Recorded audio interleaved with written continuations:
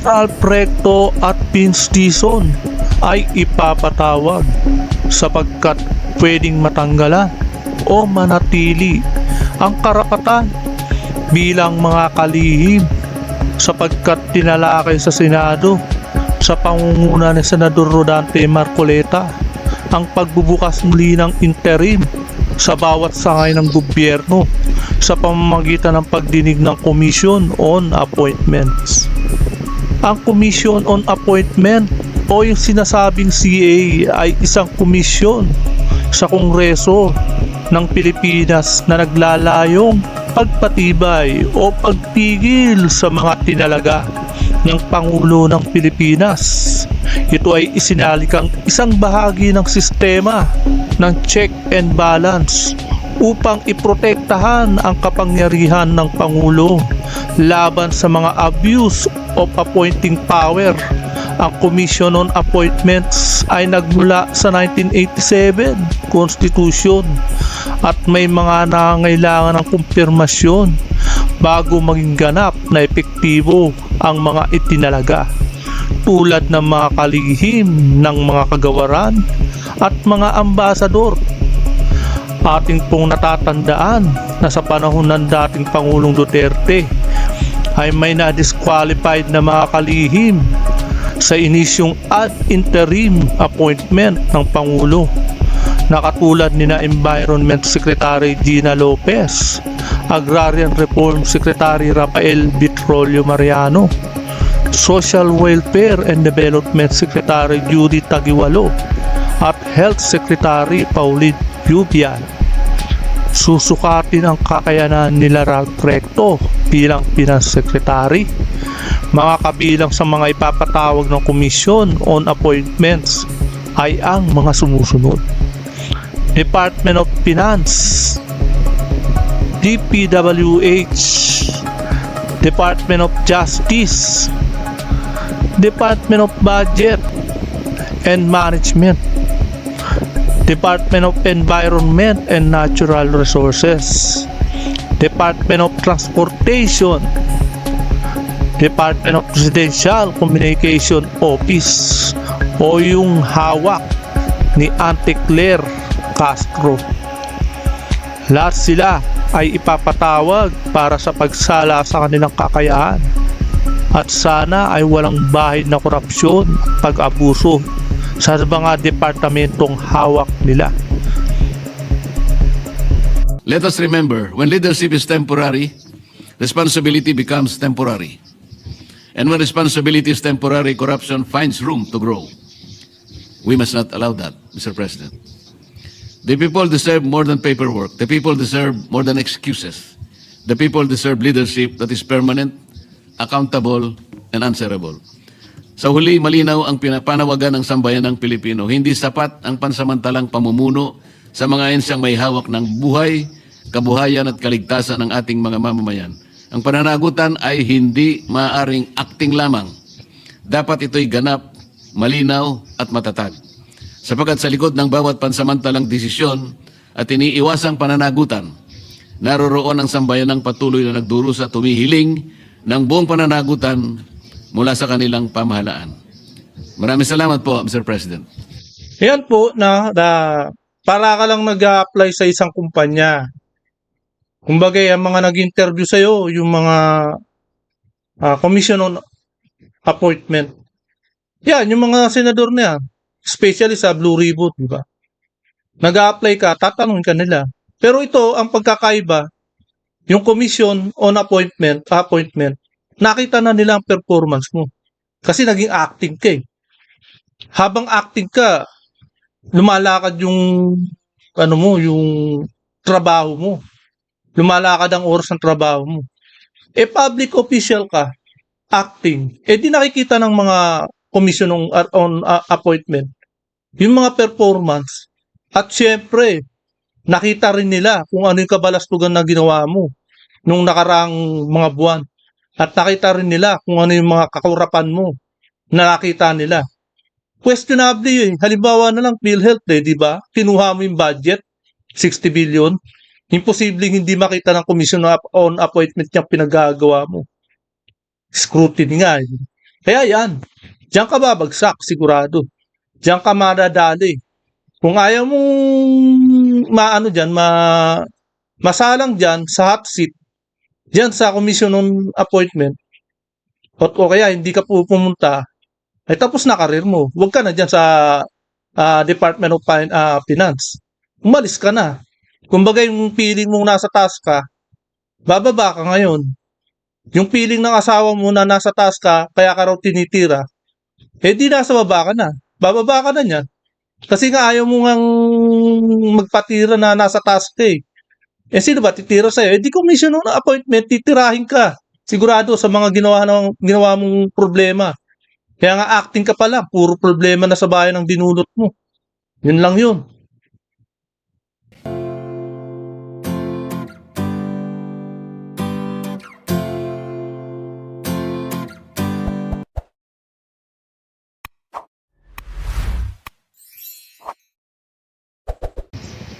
At yun na nga mga kababayan at mga kapads press. Dito po kasi sa video ito ay tinalakay na nga sa pangunguna ni Senador Rodante Marcoleta tungkol sa mga acting secretary na sumobra na sa buwan bilang OIC o yung acting lang na itinalaga. Kaya nga napansin ni Senador Marcoleta na baka sumobra. Diba? Na pagka-acting nila, syempre. At baka maging overacting na sila.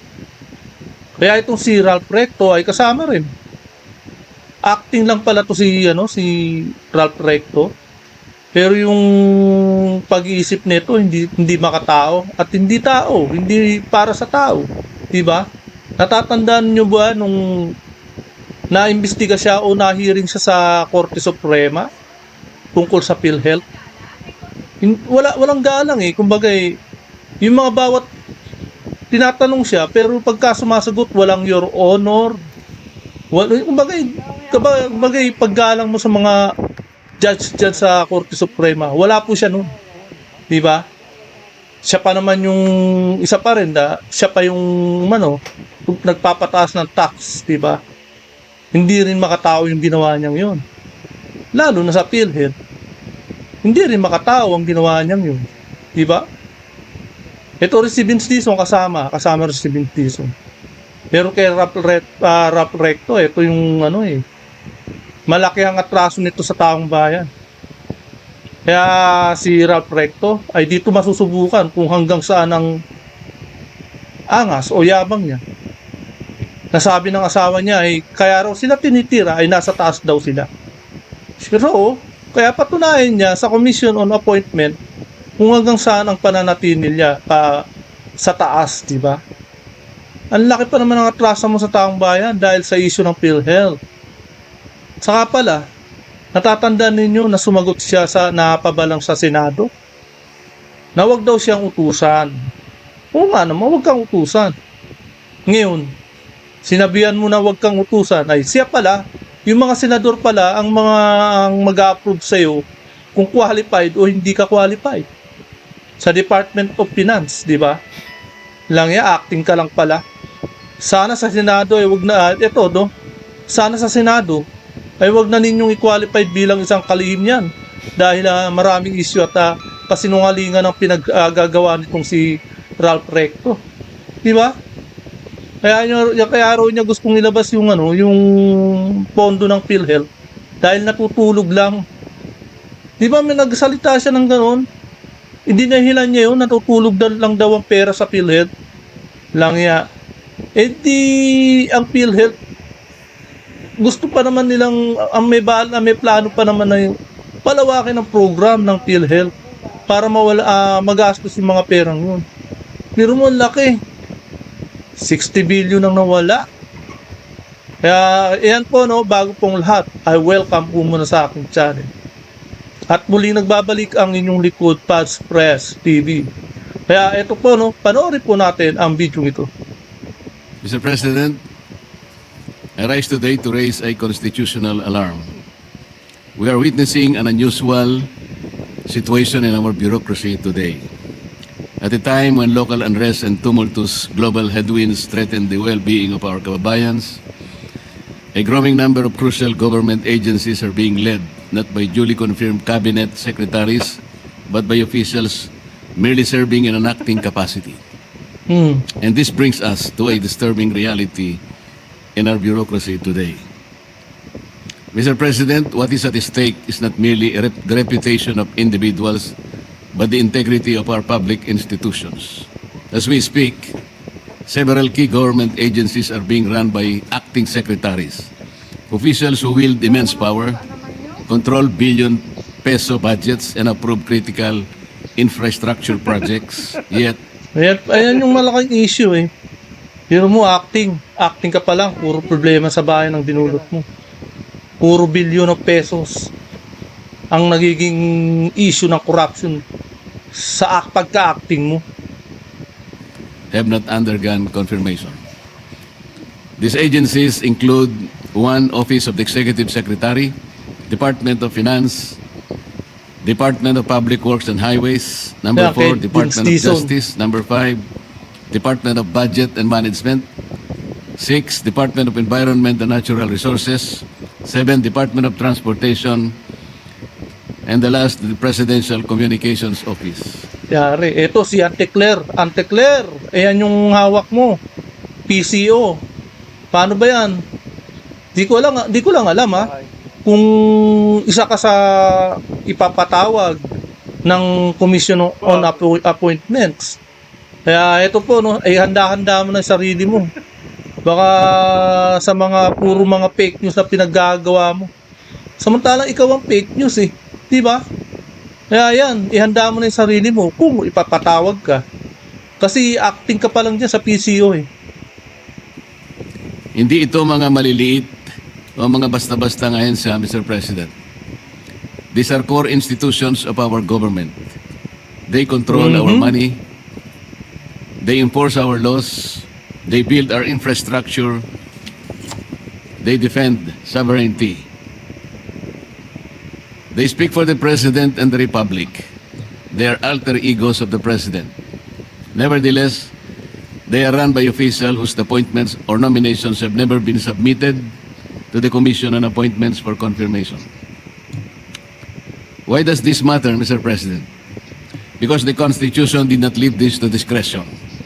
Section 16, Article 7 of the 1987 Constitution provides, and I quote, "The President shall nominate and with the consent of the Commission on Appointments appoint the heads of the executive departments, ambassadors, other public ministers and consuls or officers of the armed forces from rank of colonel or naval captain, and other officers whose appointments are vested in him in this Constitution." The Constitution is very clear, Mr. President. It compels the President to nominate or appoint heads of executive departments, among others, and submit their appointments to the CA. The word "shall" makes it mandatory, not optional. Oh, kaya nga, pagka sinabing mandatory, pag pinatawag kayo, huwag kayong absent. Kumbaga yan yung performance na sinisilip sa inyo. At dyan, waaprubahan kung mananatili kayo dyan sa pagkakalihim nyo. Etong si Ate Claire, umabsent to nung deliberation na hearing, deliberation para sa pondo. Kaya nakalusot to Ewan ko lang kung papatawag to sa Commission on Appointments. Kumbaga yung career nyo na ang nakasalalay dyan. Pwede kang matanggal dyan kapag hindi ka na umaten.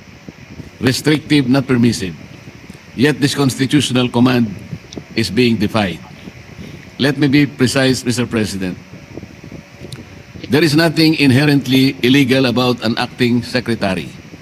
The law allows it. The continuity of the government demands it, but what is dangerous is when acting becomes permanent by design. Oh. Our acting secretaries have been running major cabinet departments for months on end. Some for 2 or 4 months now, and one for over half a year. And up to this day, Mr. President, none of their appointment letters have been transmitted to the CA. Needless to say, the delay is not on the part of the CA. We cannot confirm what is never submitted. If Malacanang does not transmit the appointments, the Constitutional Commission is made powerless. Under the rules of the Civil Service Commission, enacting capacity entails not only the exercise of the ministerial functions attached to the position, but also the exercise of discretion since the person designated is deemed to be incumbent of the position. They can issue policies, approve projects, sign contracts, and approve expenditure of public funds. They wield all the authority of permanent secretaries while evading constitutional scrutiny and consent. Mr. President, the Constitution envisioned a system of checks and balances, not convenience and circumvention. The Commission on Appointments was precisely restored under the 1987 Constitution to prevent the danger of allowing key positions to be filled without scrutiny, accountability, or constitutional restraint. We need to ensure that those entrusted with immense power are fit, competent, and worthy of public trust. Thus, the rigorous deliberations conducted by the Commission, and when the executive repeatedly relies on acting appointments, it weakens that constitutional safeguard and sends the wrong signal to the bureaucracy. Why the key cabinet members allowed to exercise full powers of their offices while never being presented before the CA for scrutiny? There can be many reasons, Mr. President.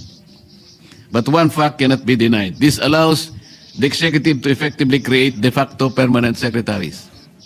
This turns temporary designations into a tool of permanent power. Unfortunately, this kind of circumvention is nothing new. This representation has also previously noted and brought into attention the non-confirmation of the chairperson and board members of the Basis Convention Development Authority, or BCDA, which is a direct defiance of Republic Act number 7227, or the law that created the BCDA. This, alongside the continuing non-submission of appointments or nominations of officials serving in acting capacity to the CA, clearly undermines the constitutional mandate imposed upon by the Constitution. If the President has confidence in these officials, their appointments should have been sent to the CA promptly. Let us not allow the Republic to be ruled by officials who hold power without constitutional legitimacy, Mr. President. Because when appointments are withheld, the constitutional safeguard is effectively destroyed. Make no mistake, this call fully respects the separation of powers. But even more than that, Mr. President, this affirms our constitutional duty to check and balance power so that no branch, no office, and no official stands above the law. Let us remember, when leadership is temporary, responsibility becomes temporary. And when responsibility is temporary, corruption finds room to grow. We must not allow that, Mr. President. The people deserve more than paperwork. The people deserve more than excuses. The people deserve leadership that is permanent, accountable, and answerable. Sa huli, malinaw ang panawagan ng sambayanang Pilipino. Hindi sapat ang pansamantalang pamumuno sa mga ensyang may hawak ng buhay, kabuhayan at kaligtasan ng ating mga mamamayan. Ang pananagutan ay hindi maaaring acting lamang. Dapat ito'y ganap, malinaw at matatag.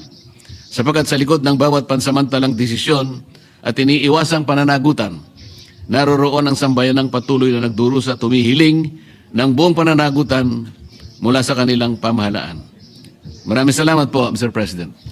Yan po para ka lang nag-a-apply sa isang kumpanya. Kumbaga, ang mga nag-interview sa'yo, yung mga commission on appointment. Yan, yung mga senador na yan, especially sa Blue Ribbon, di ba? Nag-a-apply ka, tatanungin ka nila. Pero ito, ang pagkakaiba, yung commission on appointment, nakita na nila ang performance mo. Kasi naging acting ka eh. Habang acting ka, lumalakad yung yung trabaho mo. Lumalakad ang oras ng trabaho mo. Public official ka, acting. Di nakikita ng mga commission on appointment yung mga performance. At syempre, nakita rin nila kung ano yung kabalastugan na ginawa mo nung nakaraang mga buwan. At nakita rin nila kung ano yung mga kakurapan mo na nakita nila. questionable yun. Halimbawa na lang, PhilHealth di ba? Kinuha mo yung budget, 60 billion. Imposibleng hindi makita ng commission on appointment yung pinagagawa mo. Scrutiny nga. Kaya yan, diyan ka babagsak, sigurado. Diyan ka madadali. Kung ayaw mong masalang diyan sa hot seat, diyan sa commission on appointment, o kaya hindi ka pumunta, ay tapos na karir mo. Huwag ka na diyan sa Department of Finance. Umalis ka na. Kumbaga yung feeling mong nasa taas ka, bababa ka ngayon. Yung feeling ng asawa mo na nasa taas ka, kaya ka raw tinitira, di nasa baba ka na. Bababa ka na niyan. Kasi nga ayaw mo ngang magpatira na nasa task ka eh. Sino ba titira sa'yo? Di commission ng appointment, titirahin ka. Sigurado sa mga ginawa mong problema. Kaya nga acting ka pala, puro problema na sa bayan ang dinulot mo. Yun lang yun.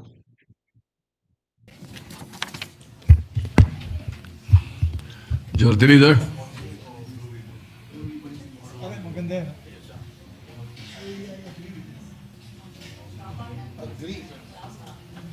Thank you very much, Mr. President. We'd like to congratulate Senator Rodante Marcoleta for very good points being made. Tama po yan, Mr. President. Yung under our Tama. rules in the commission appointments, when a secretary appointee has been bypassed 3 times, then the commission on appointments must decide whether to accept him or reject him. On the third time. Wala na. On the third Sabihin, time. However, maganda pong nag-bypass ka ng 3 beses, hindi ka na i-hearing. 'Di ba? Hindi ka na isasalang sa hot seat na 'yan. 'Di ba? Kumbaga sa nag-a-apply kung nag-a-apply ka ng kumpanya na lang, didesisyonan ka na lang. Hindi ka na habang nasa bahay ka, pauwiin ka na lang. At sasabihan at tatawagan ka na lang kung qualified ka o hindi. Malupit. Ito pinalabas po ni Senator 3 Marcoleta. bypass. Sila po in acting capacity. Wala po silang ad interim appointment coming from Malacanang. Therefore, Oo. there's nothing to act on. And therefore, Let's place that on record so that the public is watching. When a presidential appointee is appointed into a cabinet position, when Congress is not in session, it is called an interim appointment. yes. When a cabinet position or person is appointed into the cabinet, when Congress is in session, it is only in an acting capacity. Yes. So it is correct, the point being raised by Senator Marcoleta. And I distinctly remember for a number of years, I would like to check how many years it was that Secretary Raul Gonzalez was Secretary of Justice for forever, but never submitted to the Commission on Appointments. Yes, Huh? Mr. President. Always ad interim. And I think the crafters of the Constitution may try to be sure about the checks and balances of government by having the person or these appointees go through the Commission on Appointments, Mr. President, to look at their background, to look at their fitness for the position. So, Are there any recommend. interpellations, May we recognize Senator... Senator, the President Pro Temp, Senator Ping Lacson is Pinky recognized. Lacson. Thank you, Mr. President. If the distinguished gentleman from Pampanga and Tarlac will yield to maybe 1 or 2 questions. Yes, Mr. President. First, I'd like to associate myself, because this has been lingering for quite some time, and there's so many session breaks that I remember Secretary Dizon has been acting secretary, and during a lunch meeting with Secretary Recto, Bibigyan mo ba? acting Secretary Recto, acting Executive Secretary. acting ka lang I even pala reminded eh. him. Sabi ko sa kanya, Ralph, Senador Recto. mag-re-resume na yung session namin. Ralph Kailangan Recto. humingi na kayo ng ad interim appointment para ma-take up kayo ng commission on appointments. Pag inabot kayo ng session, resumption ng session, you will just be nominated and you cannot perform unless confirmed. So my question, Mr. President, is in terms of authority and mandate, ano po ba ang difference ng full-time secretary and an acting secretary? Mr. President, pareho lang po yung kanilang gawain, pareho lang ang kanilang pananagutan, ngunit ang pinag-uusapan po yung pagiging opisyal sana, hindi magiging temporary, hindi acting sana, para sa ganon, ang kanilang gawain po sana ay palaging nakasalig po sa kagustuhan ng ating saligang batas. Kaya po nangangamba po ang representasyon na ito kung puro acting po, lalabas po silang overacting lahat pagdating ng araw, Mr. President. In other words, a full-time secretary can perform some long-term policy planning and direction, while an acting secretary, since temporary, short-term lang yung kanyang Malamang short term lang sila. Ang problema, hindi nila hinanapan ng official talagang magiging secretary. Etong gobyernong to hindi talaga nag-assign ng talagang official na secretary. Iniiwasan siguro nila na mapunta at na mahiring dyan sa commission on appointment. Kaya puro OIC, acting lang ang pinaggagawa at pinagkukuha nila eh. Pagaya ni Dison at saka ni Ralph Recto. policy. Yes, Mr. May I President. interject? As far as I recall, an acting secretary may not appoint anyone in his cabinet. That's the way I recall it, and I don't think he is allowed to sign for a certain amount of budget or funds. That's why an ad interim appointment is important. That's how I recall it. I can stand corrected later on. I think that is correct, Your Honor, Mr. President. There is some kind of limitation when a secretary has been appointed in an acting capacity. There are several conditions that attach to it, and sometimes he cannot perform some of the things that are within his jurisdiction. That's why, Mr. President, I'm wondering why Malacanang has not issued ad interim appointments, because as mentioned by the distinguished gentleman from Tarlac, marami to, DOTR, DPWH, Executive Secretary, Department of Environment and Natural Resources, Department of Budget and, no, acting lang talaga si, parang OIC na si Yosek Toledo because career. Secretary of Finance, at least 7, PCO, at least 7 cabinet secretaries are in acting capacity. So I wonder why Malacanang, in spite of, I've reminded even acting secretary Vida during the last Blue Ribbon hearing. I approached him, you better remind Secretary Recto about our conversation that you should be given ad interim appointments because we'll be resuming session on Monday. I remember telling him that.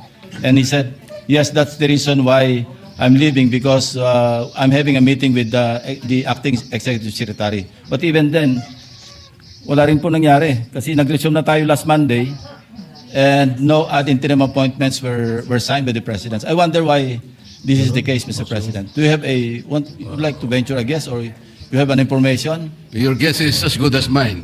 Baka naman umiiwas na talaga, di ba? Bagay, napakataas kasi ng ere. Feeling niya, nasa taas siya eh. Ayaw niya na bumaba sa ere. Mr. President, the Anyway- graver problem is the CA cannot even act on its constitutional duty because they cannot be confirmed even if the President would like it to be so because the CA cannot confirm a secretary who is in an acting capacity.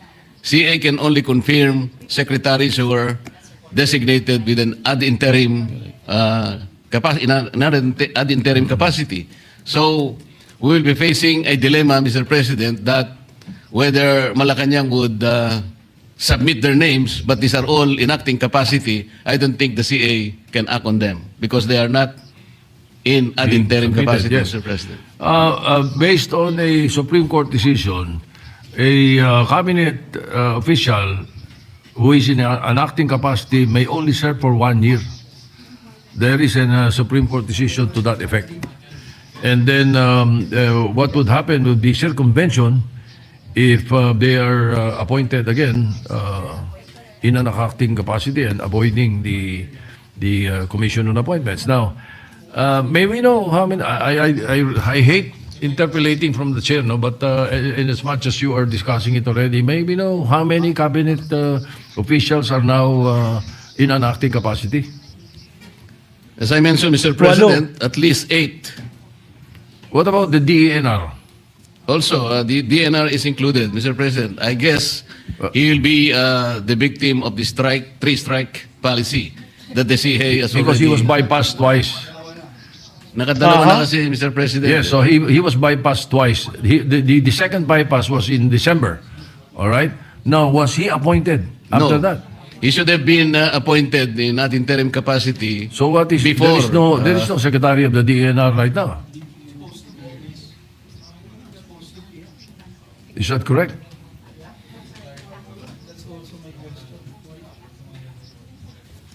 Senator Tulfo, with the permission of Senator Lacson and Senator Margoleta. Yes, Mr. President, di po ba na dumana sa CA sila Secretary Lutilla, Secretary Ralph Recto? A previous, pero Nung O sige, pagtanggol mo. Yung kabaro mo. Kalyado mo yan, di ba? Si Ralph Recto. O yan, pagtanggol mo. so kailangan pang bumalik ulit sila sa CA dahil Yes, ibang agency. they were na. not approved, yet they were not rejected. They were merely bypassed. Therefore, they may be appointed again. I don't know if he was appointed. Sabi, napagkalipasan na talaga. Hindi nga na-qualified, hindi rin na-disqualified. Hindi mo sabihin, hindi na-desisyonan. Talagang, nakalusot tong si Ralph Recto, no? Kaya pagdating kay Rodante Marcoleta, utusan ka, huwag kang magsalita na, na hindi nga mautusan eh. Nautusan, parang inutusan nga ni Senador Lacson eh. Hindi niya ginawa eh. Ayaw niya nga utusan siya. Kaya tinan mo, hanggang sa umabot sa ganyang sitwasyon, masi-CA siya, commission on appointment siya ngayon. If he was appointed after What- December, what then is it's an interim appointment. What are the rules, Mr. President? So we have to clarify this. Yeah, Mr. President, I think to clarify, the point made by the good gentleman from Palawan in the Philippines is that they had already gone to the CA, but that was for their previous appointments. As I believe Secretary Lutilla was for Department of Energy, and Secretary Ralph Recto. Ralph Recto, yes, already got confirmed as finance, but not yet as executive secretary. Secretary Vince Dizon was approved in DOTR, but not as the PWH. So that's the confusion. But if you are appointed to a new position, you have to come back. Presidents, I've seen it many times. They have to Correct. come back. Correct. But in the case of Babalik Secretary ka. Lutilla, if he was not appointed after December, he is not the Secretary of DNR. And if he was, then ad interim appointment Nakakalusot. siya because we were on break. Mr. President, must we inform the Executive Department regarding this matter? Baka sobrang dami pong ginagawa or busy, we have to inform them at least. Well, the Senate is invited tomorrow because of the EDCOM presentation, which is a very historical thing. But I am told that there is a LEDAC meeting on Tuesday. Anong pinagsasabi ni Senador Erwin Tulfo? Na busy daw at walang oras. Sabihin mo, dyan sa kalyado mo si Ralph Recto, hindi lang siya mautusan. Inutusan nga siya si Senador eh. Senador Lacson eh. Hindi niya sinunod. Ayaw niya nga mautusan siya eh. Tuesday? Hindi pa. February 10, matagal pa yun. So, we will try to bring it up tomorrow. Thank you, Mr. President. In fact, Mr. President, informally, I did that quite a few times. Whenever I would meet with the Secretary Recto, Secretary Dizon, nasaan yung ad interim appointment ninyo? Oo. Because we are now, the session, we are now in recess. And it's better that you be given ad interim appointments. Otherwise, yun nga, pag nag-resume ng session, nomination lang kayo. And you cannot perform or you cannot even take your oath unless confirmed by the Commission on Appointments. So anyway, Kaya, buti nga sa'yo. Ayaw mong sumunod eh. Ayaw mong mautusan ka eh. Eh di mo nominated ka na lang, di ba? I'm glad and we're thankful that the gentleman from Pampanga Tarlac has brought up this matter. So all these things will be clarified during the committee hearing or hearings that may be conducted once the referral is made. So this is just in jest, Mr. President. This is one of the very few times that I'm in agreement with Senator Marcoleta. So thank you very much, Senator Marcoleta. You're welcome, Your Honor. Thank you, Mr. President. Thank you, Yes, Mr. President. Mr. President, Majority Leader. after discussing with many of our colleagues here, I move that the speech of the good gentleman, so that the committee can act on it, and a certain committee can call the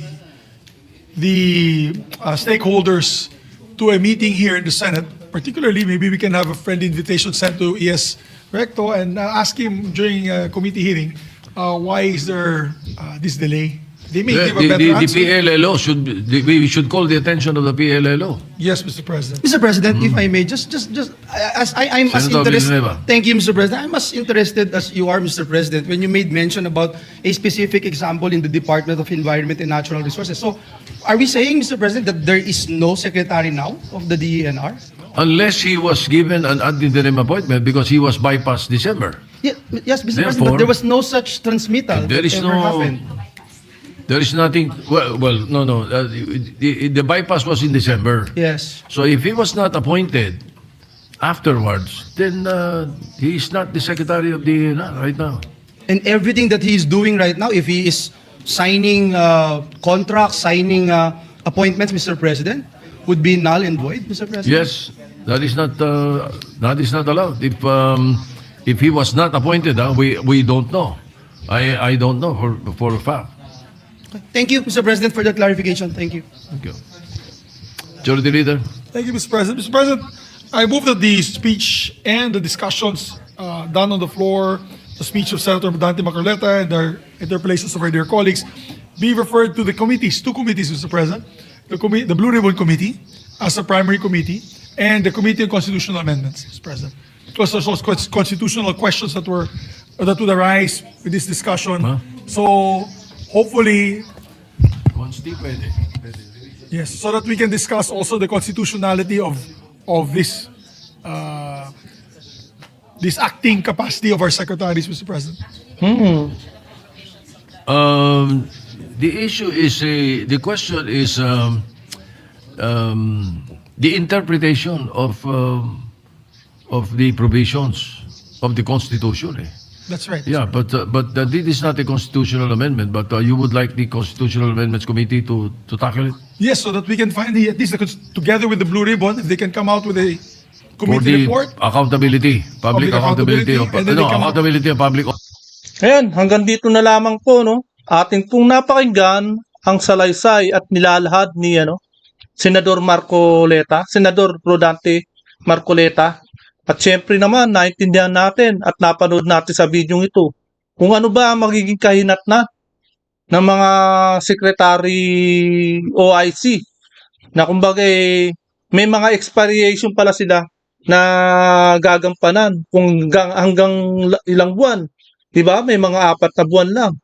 Pero may mga nagba-bypass 'Di ba? May 3 beses na nga silang bumaypass. Pero ito si Ralph Recto. Sana may salang to sa CA.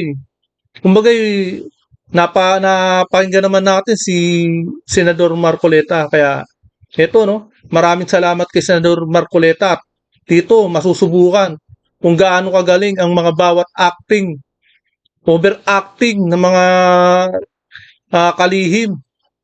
Diba? Kaya hanggang dito na lamang po. At kung hindi ka pa nakakapag-subscribe, please subscribe my channel para lagi kang updated sa bawat upload ko. Maraming salamat po.